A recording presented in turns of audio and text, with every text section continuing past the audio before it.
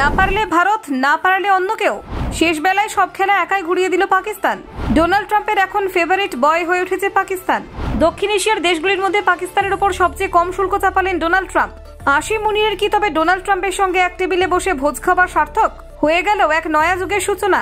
আমেরিকার সঙ্গে সম্পর্ক জোরালো হলো পাকিস্তানের, আর তাই এবার বিরাট বিবৃতি দিয়ে দিল ইসলামাবাদ। জানেন ঠিক কি ঘটলো? এই সিচুয়েশনে ঠিক কি করবে ভারত? দেখুন, আমেরিকার সঙ্গে দক্ষিণ এশিয়ার বিভিন্ন দেশের বাণিজ্যিক সম্পর্কের ক্ষেত্রে একটি বড় বাঁক এলো সাম্প্রতিক শুল্ক নীতির পরিবর্তনের মাধ্যমে। মার্কিন প্রেসিডেন্ট ডোনাল্ড ট্রাম্প পাকিস্তানের ওপর আরোপিত পারস্পরিক শুল্কের হার কমিয়ে দিয়েছেন 19%, যদিও এর আগে তিনি 29% শুল্ক আরোপের ঘোষণা করেছিলেন। দক্ষিণ এশিয়ার দেশগুলির মধ্যে এই হারে পাকিস্তানের ওপরই সবচেয়ে কম শুল্ক চাপল। একই সময় ট্রাম্প বন্ধু ভারতের পণ্যে শুল্কের হার নির্ধারণ করেছেন 25%।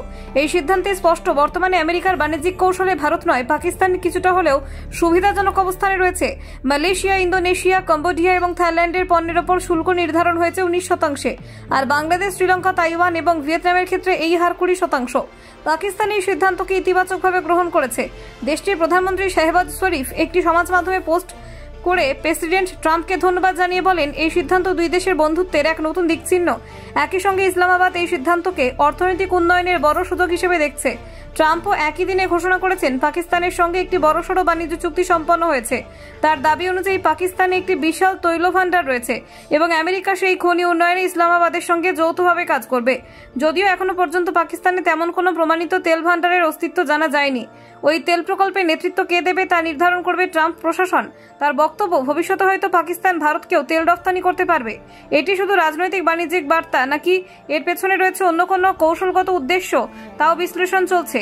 এই ঘোষণার পর পাকিস্তানের অর্থমন্ত্রক এক বিবৃতি দিয়ে জানিয়েছে, শক্তি, খনিজ, তথ্য প্রযুক্তি ও ক্রিপ্টোকারেন্সির ক্ষেত্রে আমেরিকার সঙ্গে অর্থনৈতিক সহযোগিতা একটি নতুন অধ্যায় শুরু হলো। তাদের মতে এই সিদ্ধান্ত পাকিস্তানের আন্তর্জাতিক বাণিজ্যিক অবস্থানকে অনেকটাই মজবুত করবে।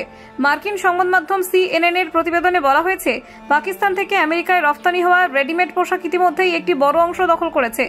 এতদিন পর্যন্ত এই খাতে পাকিস্তানকে তীব্র প্রতিদ্বন্দ্বিতায় ফেলত ভারত এবং বাংলাদেশ, কিন্তু এখন শুল্ক হারে তারা তুলনামূলক সুবিধায় রয়েছে।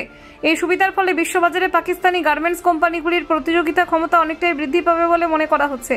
ভারত এবং বাংলাদেশকে ছাপিয়ে তারা এবার মার্কিন বাজারে বেশি অগ্রাধিকার পেতে পারে। এটি পাকিস্তান সরকারের এক বড় কূটনৈতিক সাফল্য হিসেবে দেখা হচ্ছে। ঘটনাচক্রে এই সিদ্ধান্তের ঠিক আগে পাকিস্তান ডিজিটাল পরিষেবার ওপর থেকে 5% কর প্রত্যাহার করে নেয়। অনেকের মতে এই কর প্রত্যাহারের মধ্য দিয়ে পাকিস্তান ওয়াশিংটনকে একটি গুরুত্বপূর্ণ কৌশল বার্তা দিতে চেয়েছিল, আর সেই বার্তায় বোধহয় কার্যকর হয়েছে।